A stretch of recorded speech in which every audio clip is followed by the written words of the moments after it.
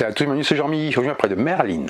Le grand concours des tavernes de Cumbria est ouvert. La mythique compétition de tavernes où les plus grands aventuriers du royaume viennent se mesurer dans une ambiance aussi festive que stratégique. C'est un jeu de Steve Hacker et de Adrien Cautré. Le jeu est illustré par Gox, c'est un jeu pour 1 à 4 joueurs, des durées de partie d'environ 20 minutes par joueur. Chaque année, orques, elfes, nains et humains se rassemblent en Cumbria pour 4 jours d'épreuves intenses. Leur objectif, décrocher la légendaire chope d'or, symbole suprême du savoir-boire et du savoir-faire brassicole. Merlin est un jeu de taverne stratégique et interactif, mêlant deck building, développement et gestion d'objectifs. Chaque joueur incarne une guilde au pouvoir unique. Au fil des tours, développez votre taverne, améliorez vos cartes, faites venir des aventuriers hauts en couleur et préparez vos meilleures recettes pour attirer la clientèle et ainsi faire grimper votre réputation. Mais dans cette ambiance bruyante et bon enfant, la compétition est féroce. Sabotez les plans de vos voisins, profitez des occasions et raflez les objectifs avant qu'ils vous échappent. Ici, tout se joue à coups de stratégie bien placée et de coups bas bien placés.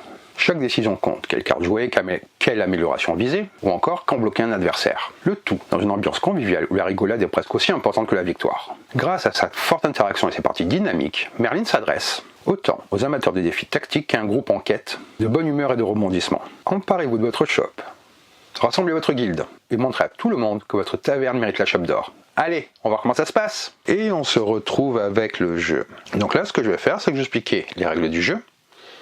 Je parlerai également du solo, et en fin de vidéo, je vous donnerai mon avis sur ce dernier. Ici, c'est une version prototype que m'a fait parvenir l'éditeur afin que je puisse vous parler du jeu, qui est très proche de la version finale, mais comme ça vous donne une idée. Vous aurez en description de la vidéo le lien pour aller voir la campagne. Donc, commençons par ce que j'aime bien, un petit peu de contexte du jeu. Dans le royaume fantastique de Cumbria, orques, elfes et nains cohabitent en presque harmonie. Tous ces peuples ne vivent que pour une chose: la gloire de leur communauté. Ainsi, nombre d'eux partent à l'aventure en quête de prestige et de trésors. Mais avant de partir, il est important de faire une halte dans un lieu très spécial, la taverne. Rien de mieux pour prendre des forces avant la dangereuse aventure qui les attend. Ainsi a lieu cette année le grand concours de Merlin. Pendant 4 jours, chaque taverne de la région ouvre ses portes de manière ininterrompue, dévoilant les dernières innovations en matière d'aménagement et d'animation. La taverne, qui aura obtenu la meilleure réputation au cours de l'événement, sera récompensée du très prestigieux prix de la chope d'or. Saurez-vous saisir la chope d'or cette année? Pour la mise en place, vous allez commencer par mélanger les cartes événements et vous en révéler 5. Vous les placez face visible pour former la rivière du marché. Ces cartes sont disponibles pour tous les joueurs pendant le jeu.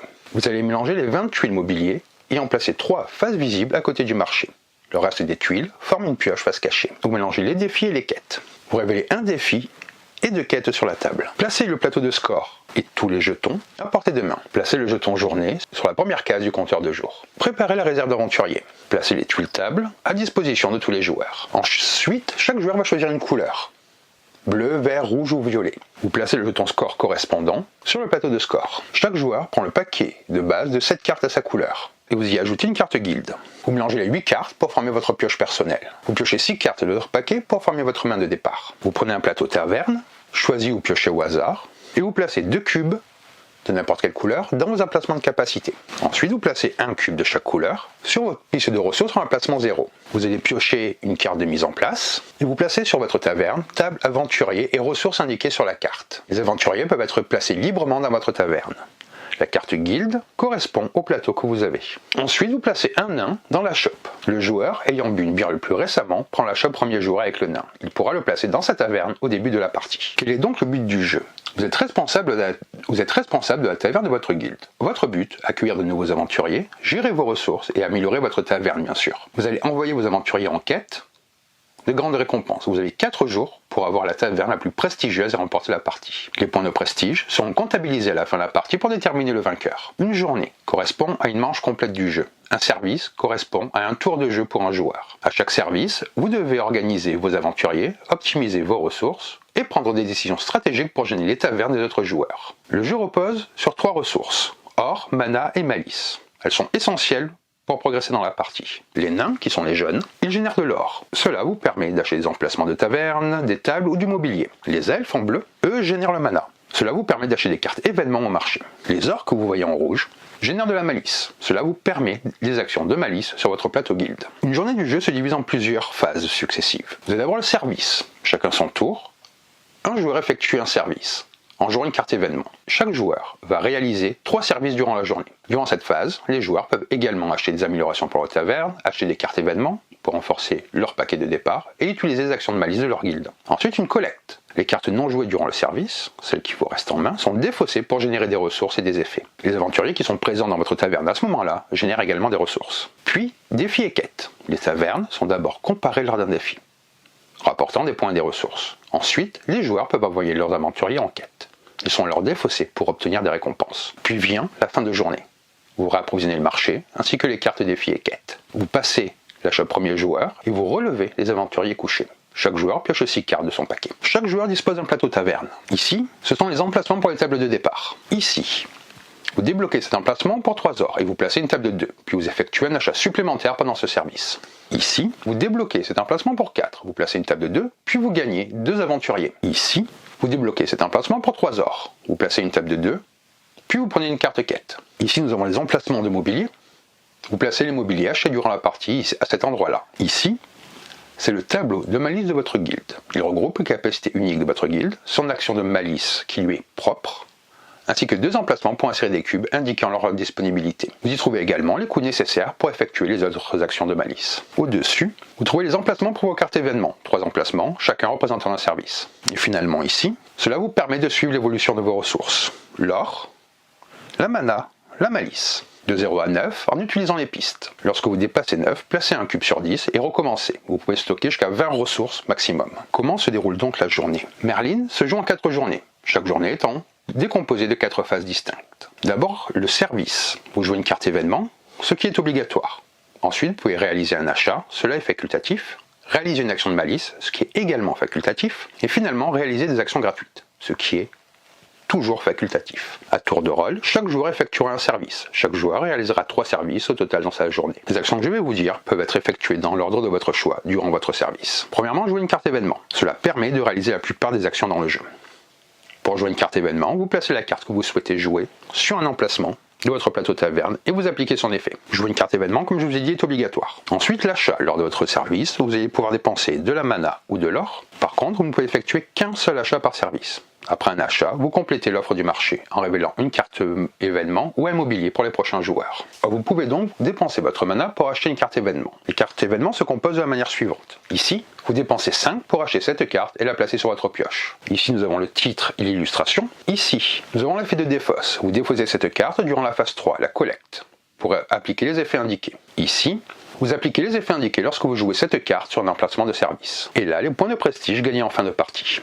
Vous allez pouvoir dépenser votre or pour acheter un emplacement au choix dans votre taverne. Ici, vous avez le coût. Vous pouvez également acheter une amélioration de table. Ici, vous payez 4 pour retourner cette tuile et augmenter la capacité de la table passant de 2 à 5 chaises. Lorsque vous faites cela, les aventuriers restent sur la tuile. Ici, c'est le nombre de chaises. Et ici, les points de prestige en fin de partie. Les tables accueillent 2 aventuriers dans votre taverne. Vous commencez avec 2 emplacements, mais vous pouvez en débloquer d'autres. Il existe deux types de tables représentées par des tuiles recto verso. Les tables avec 2 chaises et les tables avec 5 chaises.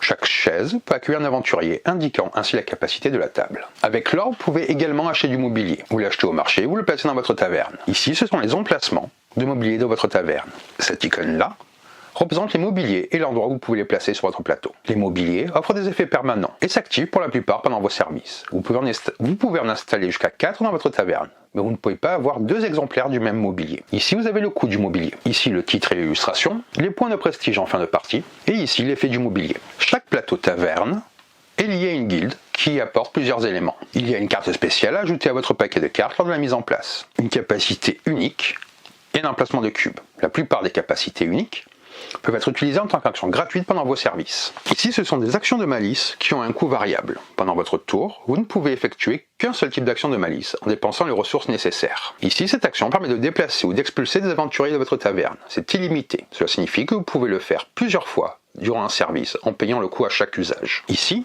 vous relevez des aventuriers qui ont été couchés par des effets de cartes. Ici, vous piochez une carte événement de votre paquet et l'ajoutez à votre main. Et ici, vous jouez une carte supplémentaire au cours de ce service. Placez-la par-dessus votre carte jouée. Et finalement là, une action de malice exclusive à la guilde avec un emplacement de cube utilisable une fois par partie. Vous trouverez des actions gratuites indiquées sur certains mobiliers et capacités de plateau de guilde. Elles sont représentées par une icône avec un sablier. Le chiffre précise combien de fois elles peuvent être utilisées par jour au cours de vos services. Ensuite vient la phase de collecte. La phase de collecte a lieu une fois que chaque joueur a effectué ses 3 services. Tous les joueurs déplacent les cartes de leur emplacement de service vers leur défausse. Les cartes non jouées pendant les services, celles restées en main, sont défaussés, déclenchant leur effet de défausse, qui est indiqué comme je vous l'ai montré dans le coin supérieur droit des cartes événements, et génère des ressources et des effets. Les joueurs gagnent simultanément des ressources pour chaque aventurier debout dans leur taverne. Vous gagnez autant d'or que de nains, autant de mana que d'elfes, autant de malice que d'orques. Les aventuriers couchés, eux, ne donnent pas de ressources, car en effet, certains effets du jeu couchent vos aventuriers. Dans cet état, ils ne génèrent plus de ressources,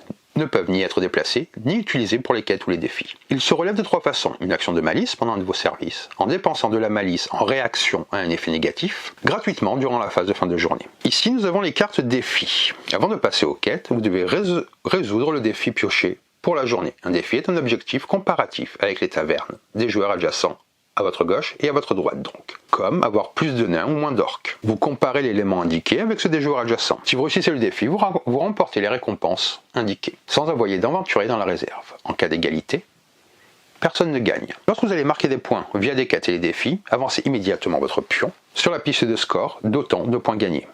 Les points des cartes événements du plateau taverne ainsi que ceux issus des ressources restantes sont ajoutés à la fin de la partie. Les quêtes, quant à elles, sont des objectifs communs à tous les joueurs. Chaque joueur peut résoudre une quête à la fois, mais tous les joueurs le font simultanément. Pour accomplir une quête, vous devez défausser des aventuriers et les envoyer dans la réserve. Vous pouvez résoudre une quête disponible ou une de votre main. Les aventuriers couchés ne comptent pas pour les défis et les quêtes. Une quête demandant des aventuriers une table n'exige pas qu'ils soient seuls. Une quête peut réaliser plusieurs fois, si possible, et sont communes à tous les joueurs. Les quêtes dans votre main, par contre, sont personnelles. Ensuite vient une phase de fin de journée. Vous allez faire un réassort du marché. Vous défaussez toutes les cartes et tout le mobilier du marché, puis vous les remplacez par de nouvelles. Ensuite, vous allez faire un réassort du défi et des quêtes. Vous défaussez les anciens, puis piochez un nouveau défi et de quêtes. Vous placez un nain dans la shop premier joueur, puis vous passez la shop au joueur suivant, dans le sens des aiguilles d'une montre. Le nain pourra ensuite être placé dans la taverne. Vous relevez gratuitement tous les aventuriers couchés. Chaque joueur pioche 6 cartes de son paquet. Si votre pioche est vide, vous mélangez votre défausse pour en former une nouvelle, puis vous piochez les cartes manquantes. Vous avancez le jeton journée sur la case suivante du compteur de jour. Vous jouez comme ceci jusqu'à la fin de la partie. À la fin de la 4e journée, chaque joueur additionne ses points de victoire sur le plateau de score. Celui qui a le plus de points obtiendra la victoire. En cas d'égalité, la malice départage les joueurs. Si l'égalité persiste, les joueurs partagent la victoire. Les points des quêtes et des défis, comme je vous disais, sont comptés au fil de la partie. Les points des cartes événements achetées et du plateau taverne, mobilier et table sont ajoutés en fin de partie. En fin de partie, pour chaque groupe de 5 ressources identiques sur vos pistes, vous gagnez 1 point de victoire sur la piste de score. Pas de mélange entre types de ressources. Je vais vous redire brièvement comment se passe une journée. C'est d'abord une phase de service. À tour de rôle, chaque joueur effectue un service. Vous répétez jusqu'à 3 services par joueur. Chaque service, dans l'ordre de votre choix, vous allez faire les choses suivantes. Jouer une carte qui est obligatoire. Faire un achat avec votre mana ou votre or. Une action de malice ou réaliser des actions gratuites. Tout ceci, les 3 dernières citées, sont facultatives. Ensuite vient une phase de collecte. Vous défaussez les cartes restantes pour activer leur effet de défausse. Vous gagnez les ressources des aventuriers debout dans votre taverne. Ensuite, les défis et les quêtes. Résolvez le défi, défaussez vos aventuriers pour accomplir des quêtes. Puis vient une phase de fin de journée. Actualisez le marché, piochez un défi et de quêtes. Définir le premier joueur, relever les aventuriers et piocher 6 cartes et avancer le pion journée. Vous avez également cette tête de jeu qui est très bien faite, qui vous rappelle tout. Il y a dans le jeu une carte automa pour chaque guilde, avec le nom de la guilde, sa difficulté, les capacités spéciales de la guilde, l'ordre des priorités lors de l'acquisition d'aventuriers et de ressources, le coût en malice, pour le tavernier pour jouer une carte supplémentaire. Lors de la mise en place, vous installez le plateau taverne pour le tavernier en utilisant celui de la guilde choisi pour lui. Vous le placez comme un joueur supplémentaire, ce qui est important pour les défis avec les joueurs adjacents. Mélangez ensuite la carte de cette guilde avec le paquet de base d'un joueur non utilisé. Puis placez le tout sur la pioche du plateau taverne. Comme pour les autres joueurs, piochez une carte de mise en place pour le tavernier et installez ses aventuriers. Cependant, le tavernier n'a pas besoin de table. Le tavernier ne possède pas de main de cartes. Il résout les étapes suivantes dans l'ordre. Résolution des cartes, malice, achat de cartes au marché, dépenses d'or. Lors de la collecte, sur la carte automa, vous trouverez combien il collecte. Défi et quête, le tavernier participe au défi. Ensuite, il tente de réaliser les quêtes en privilégiant les points de victoire, puis les ressources. Il n'a aucune contrainte de placement n'ayant pas de table. S'il devait gagner une amélioration de table, il gagne un point de victoire à la place. Il relève gratuitement ses aventuriers couchés comme les autres joueurs. Durant cette phase, il a des cartes dans sa défausse, il les mélange puis les place en dessous de son paquet. Et en fin de partie, vous calculez les points normalement, comme pour les autres joueurs. Le mode solo est vraiment bien pensé, cela vous permet soit de découvrir le jeu seul, ou d'ajouter un joueur supplémentaire si vous n'êtes pas assez. Après tout cela, je vais vous donner mon avis sur le jeu. Le jeu offre une expérience riche, stratégique et profondément engageante.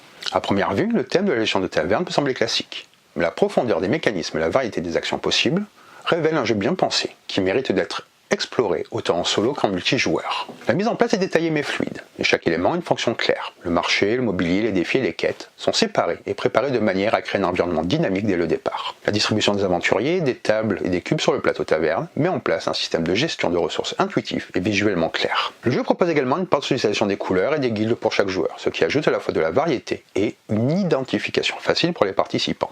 Le fait que le set de base de cartes soit enrichi par la carte de guilde assure que chaque joueur commence avec une identité stratégique légèrement unique, ce qui promet des interactions riches dès le premier tour. Les services constituent la mécanique principale du jeu, offrant un équilibre intéressant entre actions obligatoires et choix stratégiques facultatifs. Chaque joueur doit jouer une carte événement à chaque service, mais il peut ensuite choisir de réaliser des achats, des actions de malice ou utiliser des actions gratuites. Cette structure encourage les décisions réfléchies. Dépenser du mana pour acheter de nouvelles cartes peut renforcer votre pioche, tandis que dépenser de l'or pour améliorer la taverne ou placer des tables peut maximiser l'efficacité de vos aventuriers. L'utilisation des cartes événements est particulièrement intéressante. Elle offre des effets immédiats lorsqu'elles sont jouées, mais leur effet de défausse apporte un second niveau de planification. Il ne suffit pas de jouer une carte pour obtenir ses avantages, il faut aussi anticiper ce qu'elle rapportera lors de la collecte. Ce système double l'impact stratégique de chaque carte et récompense les joueurs qui savent planifier leur service sur plusieurs tours. Le jeu repose sur 3 ressources, or, mana, malice, et chaque type d'aventurier est lié à une ressource spécifique. Les nains génèrent de l'or, les elfes de la mana et les orques de la malice. Cette association crée un cycle naturel où chaque type de ressource a un rôle précis. Or pour l'achat de mobilier et les tables, mana pour enrichir la pioche des cartes événements, et malice pour activer les puissantes actions de malice de la guilde. La gestion des aventuriers est fluide et intuitive. Les règles sur les aventuriers couchés introduisent une dimension tactique supplémentaire. Un aventurier couché ne génère pas de ressources et ne peut pas participer aux quêtes ou défis, ce qui incite les joueurs à réfléchir au bon moment pour les protéger ou les relever. Les actions de malice sont un point fort du jeu. Chaque guilde a des actions uniques, certaines illimitées pendant un service, d'autres limitées une fois par partie. Cela crée un sentiment de personnalisation et de puissance asymétrique. Chaque joueur doit apprendre à exploiter les forces de sa guilde tout en observant les adversaires. Les actions de malice réactives, disponibles dans la variante expert, ajoutent encore plus de profondeur, permettant d'interagir directement pendant le tour des autres joueurs et de contrecarrer leur stratégie. Les actions gratuites provenant des malices ou des capacités de guilde offrent des bonus sans coût, ce qui enrichit la planification des services. L'astuce consistant à incliner les tuiles pour signaler leur utilisation est simple mais efficace pour le suivi visuel. La phase de collecte est simple à comprendre mais riche en implications tactiques. Les cartes jouées déclenchent leurs effets de défausse et les aventuriers debout génèrent les ressources correspondantes. Les décisions prises pendant les services ont donc des répercussions directes sur cette phase. Et la nécessité de garder les aventuriers debout introduit un élément de gestion, de priorité très pertinent. Les exemples fournis dans les règles montrent clairement comment maximiser ses gains et la mécanique reste fluide, même dans des parties multijoueurs. Les défis et quêtes introduisent une dimension de compétition directe et indirecte. Les défis comparent les tavernes avec les joueurs adjacents et permettent de remporter des points sans défausser d'aventuriers. Tandis que les quêtes exigent d'envoyer des aventuriers dans la réserve pour obtenir ces récompenses. Cette dualité, entre objectifs comparatifs et objectifs communs ou personnels, enrichit la dynamique de jeu et encourage une planification attentive. Les règles précisent également que les aventuriers couchés ne comptent pas, ajoutant encore un niveau stratégique de la gestion. La fin de journée est simple mais efficace. Rapprovisionnement du marché, rotation de défis et de quêtes, passage de l'achat premier joueur, relevage des aventuriers et pioche de nouvelles cartes. Le mode solo est particulièrement bien pensé. Le tavernier est un joueur automatisé avec des ordres de priorité clairs pour les ressources et les aventuriers. Les décisions de l'automa suivent un schéma logique. Il privilégie les aventuriers nécessaires pour les défis, cible des joueurs avec le plus de points de ressources, et applique les effets de ces cartes de manière optimale. Le système est suffisamment sophistiqué pour créer un réel défi pour un joueur solo, tout en restant facile à gérer grâce aux règles claires et aux cartes automa. L'inclusion d'actions de malice, de priorité pour les achats et la gestion des défis garantit que le mode solo n'est jamais prévisible et reste stimulant. Quels sont donc les points forts du jeu? Il y a d'abord une richesse stratégique. Chaque décision a un impact sur plusieurs phases et le jeu récompense la planification à long terme. Je mettrai en avant également la variété des actions. Les cartes événements, l'immobilier, actions de malice, achats et quêtes offrent de multiples voies vers la victoire. La symétrie des guildes. Chaque joueur a un style unique, renforçant la rejouabilité. Un mode solo réussi, l'automa est clair, cohérent et offre un vrai défi.